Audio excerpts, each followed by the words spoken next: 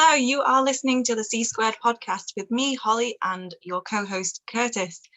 Today, we have got the lovely Steph from Caustic Casanova. She is the drummer extraordinaire and a social media elf person. Magic does whatever, so you know what I mean. Anyway, that went terrible. Anyway, getting back on track. Thank you very much for coming on, Steph. Thank you so much for having me. It's always a pleasure to talk to you guys. So just to begin, we're going to do our standard question with you. So anybody that's living under a rock should know who Steph is, but if you don't, I'm going to have her do a quick little intro, nutshell version of who she is. And if you've never listened to any of our past podcasts with her, you should go back, listen to them. And I think we've even done a couple lives together that are probably still on Instagram. So if you haven't checked any of those out, go check them out. But in the meantime, Steph is going to introduce herself to you. Hello, everyone. My name is Steph. I am the drummer and vocalist of Caustic Casanova. We are a heavy rock, progressive, psych, sludge, prog, punk, you name it, band based in the DC area. We actually all currently live in Frederick. Well, three quarters of us do. We're on Magnetic Eye Records, and we've been a band for a really long time, since 2005, and we've been touring pretty heavily and seriously since about 2013. So hopefully I have some little chunks of wisdom that I can offer. Cool. Just as a quick follow-up before that, before we go into Holly's first question, can you kind of go over just quickly for anybody who doesn't know, because I want to toot the band a little bit to here, what your last album, just kind of give a little plug on that just in case we forget later. Our most recent record, you mean, that we put out? Yep. Yeah, that's called God, How I Envy the Deaf. And that was on our first release on Magnetic Eye Records. Yeah, that's our most recent, it's our most known. It's, we toured on that one right before the pandemic, and then we weren't able to tour for about 2 years.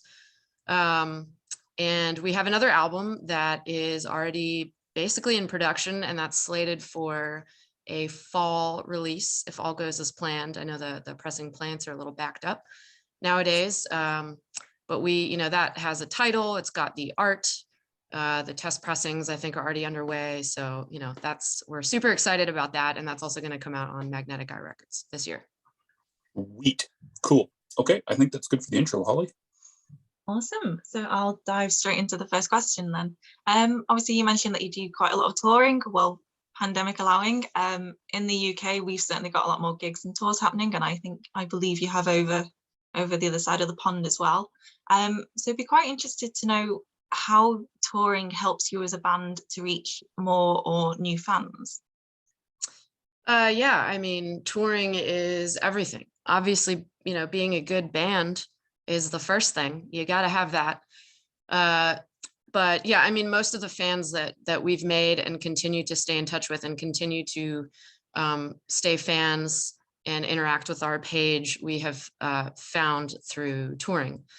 So, if you want to sort of take it to the next level and you're trying to go for it, you have to tour. I mean, there's no other way around that. And your first tour doesn't have to be a 6-week tour of North America. Ours wasn't. Ours was actually pretty long, but yeah, touring is extremely important. And I don't know if you want me to get more specific on that with like a specific question, but yeah, I mean, we tour a lot, and we've gone on 2-week tours. We've gone on a 10-week tour in 2016 that, was a monster. And from that, we were able to amass, hundreds of contacts that we then put into our mailing list. And, if there's one benefit other than getting in front of people in a live environment, I'd say the number 2 benefit is being able to get names and contacts to put on your mailing list. That is just so important, that a lot of bands that I've talked to don't have a mailing list. So I'm always trying to talk about how important it is to have one of those. Just as a quick follow-up on that, just about just in terms of sales stuff, do you find that you get more sales from, I think you get more sales from the live shows versus the mailing list? Is that correct, or am I mistaken? Yeah. Oh yeah, absolutely. Cool. Yeah. I mean, when people see you live, and you're right there and you can talk to them after the show and they've sort of felt your energy. It just fosters this connection that you can, turn into a sale, or just a friend, or just, a fan, or sign my mailing list, even if they don't end up buying anything. But yeah, absolutely. Most of our income as a band comes from touring and playing live shows. Yeah, just to clarify for people, so the mailing list, though, you guys use as a tool to keep in touch and then do further sales down the road. Yep, sales and just news updates.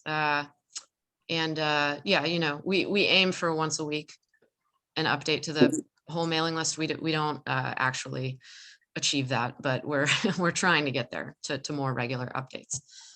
Understood. Okay, so now let's talk about a little bit about the promotion, because that's the next question. So how do you guys kind of change your promotion tactics between online things versus live things, if that makes sense? Can you clarify a little bit? Sure.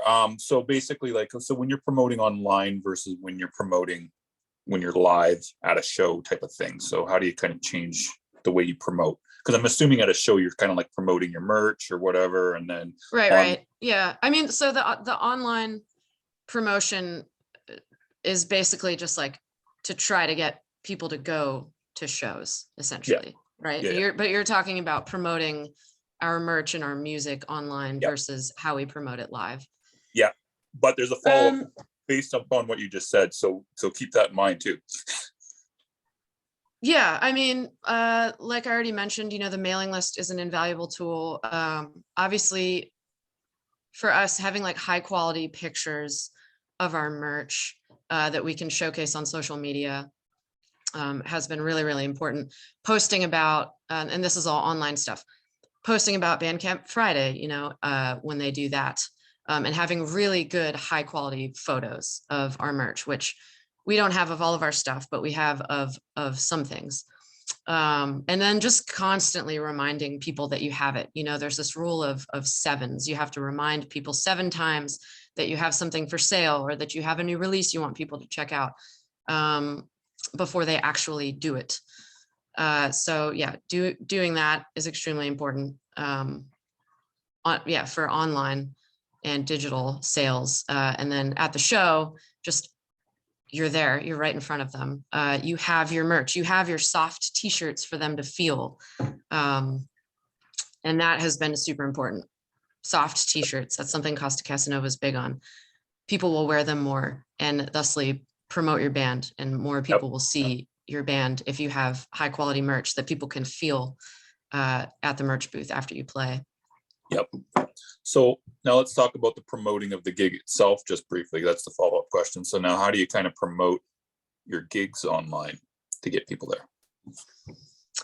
I mean, Facebook is maybe sort of on its way out, but we always create Facebook events. If we're doing a tour, we typically create a tour graphic, with all the dates, obviously, and then try to hook up with a PR company. We've used C Squared in the past to great effect. And yeah, so have our label do promotion, hook up with any other bands that we're going to be playing with, make sure they have the high quality graphic, so that they can be posting that too, because they're going to have fans that don't necessarily follow us. So that just gets more eyeballs on it. Constantly tagging and promoting the bands that you're playing with on social media, stories, main posts, etc. Sending out every time we have a show, whether that's a local show or a tour, sending out info and a list to the mailing list, and then just constantly posting on social media. If you have like a bigger show that you want to do, something that I've found can be helpful is running ads, social media ads, like the ones that Matt Bacon does. And I don't know if that's something that you guys do. Yep, we do. We could. We could. We don't always do it, but we could. Yeah, and there's a bunch of different kinds of ads that you can run. Whether you want ticket sales or direct messages, or just like Spotify followers. We've been running an ad recently with Bacon that has boosted our Spotify followers like so much. Cool. And there are mixed feelings about Spotify in general too, but it's been helpful for us. I'm sure. Just as an aside, just for a question here. So kind of talking about the live gig, kind of not talking about the live gig. How do you kind of get people to the merch booth? Like if people aren't really coming in as much quantity as you want, or do you not really have a way of getting people there if that's not happening? Yeah, I mean, we absolutely say it from the stage, either in the middle of our set or at the end. You know, usually I'll just do a little shout out at the end, like, thank you, Chicago, like kind of as a joke. It's my little like shtick that I do. And then like, you know, we're on tour. Please come check us out at the merch booth. We'd love to talk to you. And, you know, just something like that from the stage. And typically people come over and, you know, obviously a band member or some band members or all band members should go over there to talk to people as they come over, because if you steer people toward your merch booth and no one's there, they might have somewhere else to go that night, or they might, you know, so it's like really important to, if you say it from the stage, have someone go over to the merch booth from your band immediately. If you don't have a you know, a dedicated merch person, which we don't yet. Cool. Awesome. I think that's all I got on that question, Holly. Cool. So yeah, you mentioned a couple of questions ago now about the importance of like networking and connections and things that you've made through live shows and touring. What would you say have been like some of the most major connections perhaps that you've been able to make, or some of the sort of advantages of that? Yeah, I mean, the more people you talk to, it shows, the better. You never know who's there. You never know who's watching. You know, we have connected with bands in our scene that didn't play with us that night, but just like members in local bands that came to the show, that we have then stayed in touch with and played with later, or that have hooked us up with local promoters that we could reach out to next time we book a tour.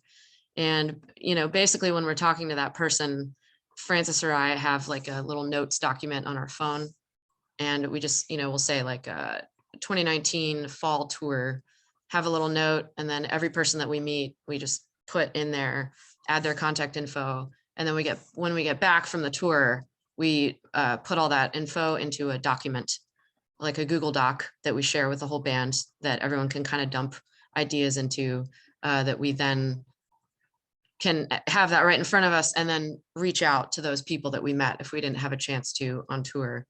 And that's turned into great shows. Like I said, meeting promoters, and then just, you know, friends and fans. And ultimately that's why we're doing this. Yeah, I think sometimes people that, oh, sorry, go on, Curtis. No, you go ahead. I didn't realize you had a follow-up. No, I was just gonna say, I think sometimes bands don't always, I don't know, they don't necessarily realize the importance of maybe connecting with other bands and how actually that can lead to more connections, if that makes sense. Sometimes, I don't know, people maybe go straight for the promoters and actually, you know, supporting each other in your scene and things like that. Then you kind of lift everybody I mean, up. I'd say most, or at least many of the people that come to our shows, at least in our scene, are musicians themselves, you know, and if you start talking to them, you never know who they know or, you know, what bands they're in. So yeah, I mean, it's just super important to interact with as many people as you can at a live gig. And, you know, sometimes you're like, you just played and you're exhausted, or you've been on tour for, you know, 4 weeks and you just want to go back into the green room and just chill, you know, but as long as you can have at least one band member out there interacting and networking, or, you know, taking turns or whatever, it says a lot, and you can get a lot out of it. Obviously, I don't know if I answered your question.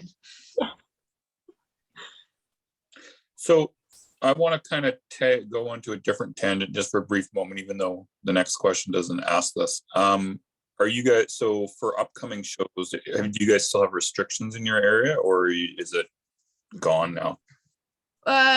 It sort of depends. I mean, yeah, it just depends on the state and the specific municipality. Some places still have mask mandates. Some places have vax card mandates. Some places have nothing. Some places, like we ran into this on tour, because I was asking every single place that I was, you know, that I was booking at, like, what are your COVID restrictions? And this is the tour that we went on last year. And a few of them said, you know, you have to show your vax card. And then all patrons have to show their Vax card, band members have to show their Vax card. And then when we showed up, there was nothing to do with the Vax card, no questions, no, we didn't Yeah. have to show anything. And then there were some places where we showed up and they hadn't said anything about it, but they were like, do you have your Vax card? And so people are still just figuring this all out. But I'd say for the most part here in the DMV, the DC, Maryland, and Virginia area, things are starting to get back to normal, new normal, whatever that will be. Yeah. And second thing, and I'm not getting political in any way, shape, or form, so I'm going to be very careful on that. Did you find that having the restrictions like kind of made it more difficult to get people to the shows, or did it not really make a difference? We were actually extremely surprised by how well our last tour went. We did a November and December run. Yep. And like the November run specifically, we did 2 weeks in November and then 2 weeks in December. The November run specifically was far and away, by many different metrics, the best tour we've ever done. In terms of attendance, in terms of financial, in terms of quality of the bands that we played with, in terms of no snafus, which is surprising because we were expecting to have shows canceled or just weird things happen or not that many people come out. But I think we sort of got really lucky with that. The November one kind of happened right at the end of the Delta variant, as that was sort of fizzling out, and right before the Omicron variant really started like ramping up. And so I think, people had just like home fatigue, and they were just really wanting to go out and do stuff and see live music. And so that really worked to our advantage. And then in the December tour where we went down south, that one was still pretty good. Not as good as the November one, but I think that has to do with the Omicron variant kind of starting to ramp up, and people were like, oh, maybe it is too soon to go out to shows. And so, yeah, to answer your question more specifically, I think it worked in a different way than we thought. Whereas we thought the restrictions would potentially even get our tour canceled, or we'd have to go home, or someone would get sick. And luckily we didn't. So it exceeded our expectations on all levels. Yeah, I wonder what it would have been like in Europe, because I know in Canada, like they had to have like 50% capacity and stuff like that. I don't think you guys really had to do that or anything, so might have worked out easier. Yeah, I mean, there were some shows where like there were masked shows, and that's totally fine. As long as people are willing to come out, if you can do something to make them feel safe, and they're gonna come watch you play, then yeah. Yeah, totally. I think I have another question that I missed. So just 1 second there, Steph. Oh, here it is. What are the most challenging aspects of live performances for you guys, whether in terms of logistics or promotion? I mean, I'd say it's sort of all of the above. Are you talking about local shows when we're on tour, or in general? You guys probably do more touring than just local, don't you? Or am I mistaken? We do. Yeah, we definitely play out and play more. The bulk of our shows are when we're on tour, because we tend to go on longer tours. So why don't we talk about touring then, in terms of the most challenging aspects? On tour, like sleep, making sure that you have energy is just so important. And a lot of times, you're sleeping in unfamiliar places or in uncomfortable places, and sometimes you only get 2 to 3 hours of sleep, but you need to kind of keep going and play well. Playing well is the ultimate goal, because if you don't play well, then you're not going to get a reputation as a good live band that people want to come back and see. A struggle, honestly, for us, and not even just touring, but live, as we sort of start to get more and more people coming to our shows, is selling merch and talking to people at the rate that we want to do it. Because oftentimes when you are done playing, you have to load off stage, and like one band member can't do that because we all have gear. So it's like, sometimes, especially on some of these like November shows with more attendance, you see, you finish playing, you tell people go to your merch booth, you start to see people like piling up. Sometimes you get a long line before anyone can go over there. And if you don't have a dedicated merch person, you might not, for various reasons. You don't have enough room in your van, or you don't have enough money to pay someone to come with you on tour. Then you just have to, you have to figure that out, and you're rushing around and you've just played, and at least for me personally, Yeah. I like to have some sort of decompression time after I play to sort of reflect on the set. And then, but oftentimes, you're thrust into this environment where you have to just sell 17 t-shirts to like 5 different people, and it can just all be a whirlwind, and it can be hard to sort of come across how you want to come across sometimes. And I'm basically speaking personally. I don't know if this is such, as big of a deal for the other members in our band, but Fair. for me, that's one of the biggest challenges. And so we kind of hope to be in a situation in the future where we can bring someone on tour that can help with driving and with selling merch and stuff. I'm sure. I don't know how you guys do it. Go with no sleep, and then you got to go drum. I don't know how you do.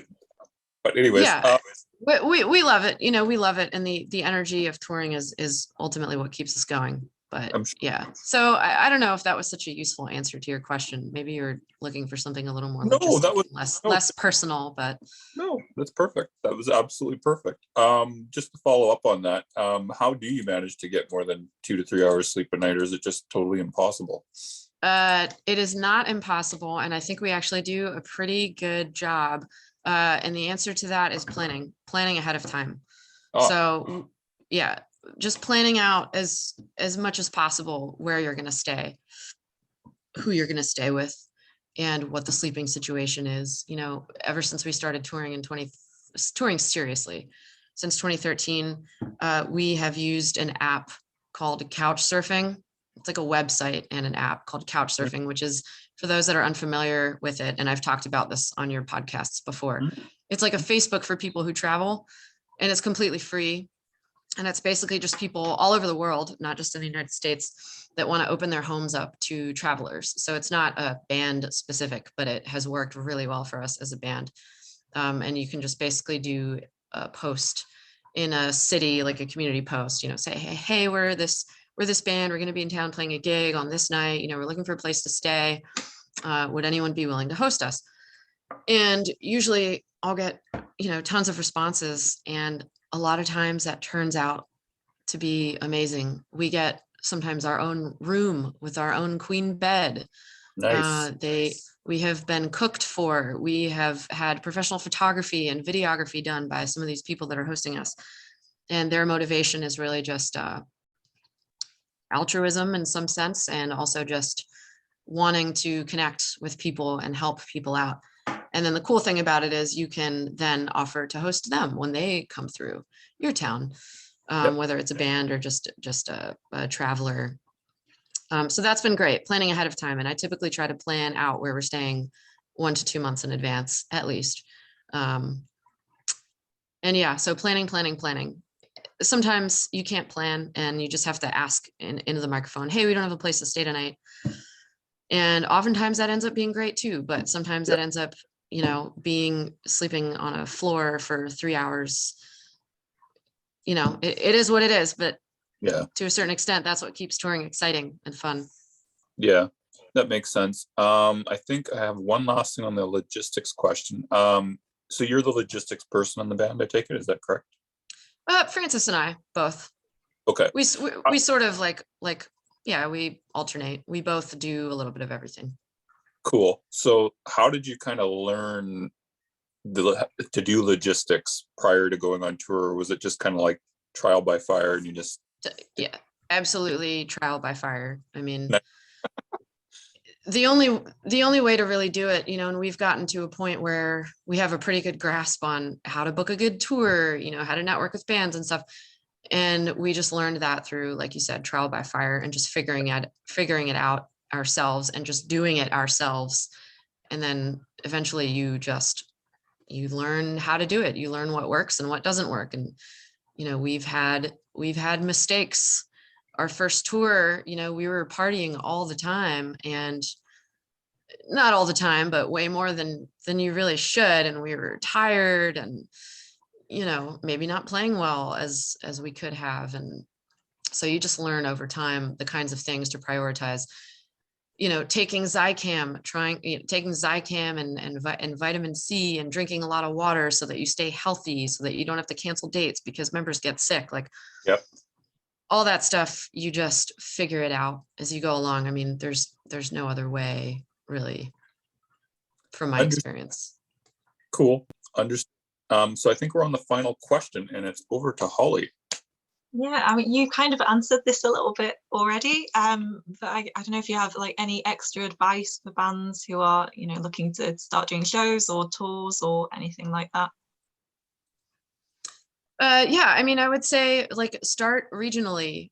You know, if you want to do a tour, book like a weekender, you know, Thursday, Friday, Saturday, Sunday in your area, and just, you know, hook up with bands. And then from there you can start to sort of build out to the point where you're, you know, booking a week-long tour and then a 2-week-long tour, and just connect with bands and go to local shows. I mean, that is so important. We didn't talk about this on this episode, but Fran and I talk about this all the time.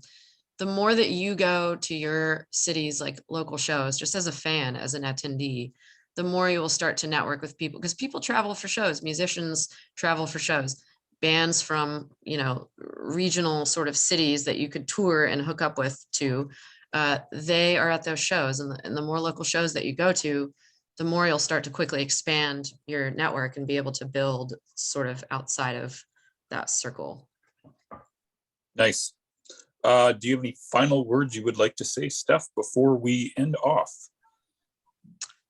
Not really. If you have any like specific questions, or I will try to answer it. Cool. Okay. Well, I'm going to give a plug again for the band for people to go check out your Bandcamp, which I think is causticcasanova.bandcamp.com. Does that sound right? Yep. Yep. Cool. Or find them on Spotify, obviously, or Tidal, or any of those other fun places. And also check out their Instagram, which I think is at Caustic Casanova, if I'm not mistaken. Right? Yes. Stay Cool. tuned for Comedy Week. Comedy Week in progress on Caustic Casanova socials. And lots of fire emojis and comments on everything. All right. I'll be waiting. I'll be looking for them, Curtis and Holly. All right. So with that, thanks again, Steph, for coming on, and we are done.